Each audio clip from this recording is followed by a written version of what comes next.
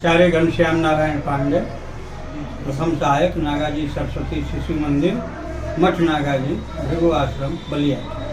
Sir, बात की जाए जिस तरह आज की वर्तमान स्थिति में बच्चे कहीं ना कहीं अपनी संस्कृतियों से भूलते जा रहे हैं, संस्कृति को भटकते जा रहे हैं। मॉडर्नाइजेशन दुनिया आगे मोबाइल के युग में कहीं ना कहीं अपने आप को बैकफुट पे जा रहा है और किताब कापी से नाता ख़त्म होता जा रहा है, तो इसको आप क्या कहेंगे? सरकार के द्वारा संस्कृत विषय, संस्कृताश्रिता, संस्कृत विषय पर ही संस्कृति हमारी आधारित है और संस्कृत विषय का सरकार के द्वारा विरोध किया गया, उसे संरक्षण नहीं दिया गया, उर्दू का और अंग्रेजी का संरक्षण दिया गया। इसके लिए सन 1952 में हमारे मनीषी श्रद्धेय पूज्य भाऊराव देवरस जी और हनुमान प्रसाद पोद्दार जी गोरखपुर में चिंतन किए और सरस्वती शिशु मंदिर की स्थापना की कि हमारे विद्यालय में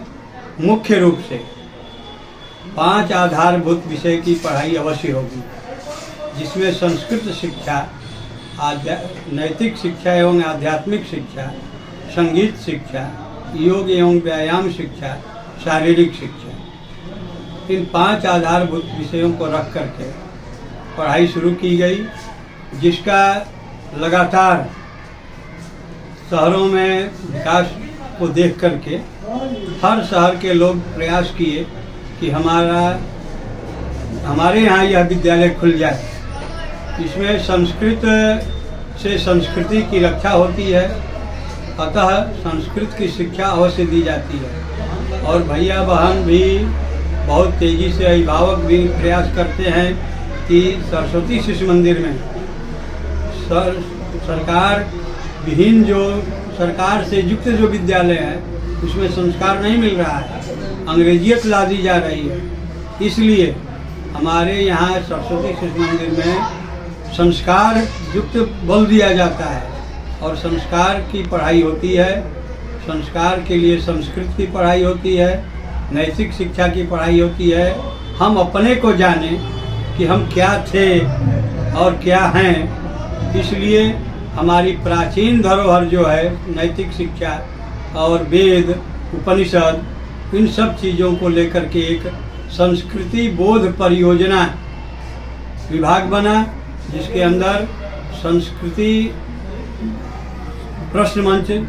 बच्चों के द्वारा कराया जाता है और संस्कृति बोध परियोजना में संस्कृति ज्ञान प्रश्नोत्तरी की परीक्षा होती है। हम जान सकते हैं कि कहाँ कहाँ हमारे 51 पीठ हैं, कहाँ कहाँ 12 ज्योतिर्लिंग हैं, कहाँ 4 धाम है, कहाँ कुंभ मेला है। हम अपने को जानने के लिए संस्कृति बोध परियोजना की स्थापना कर सन 1952 से ही इस कार्य में लगे हुए हैं, जो 1977 में विद्या भारती की स्थापना की गई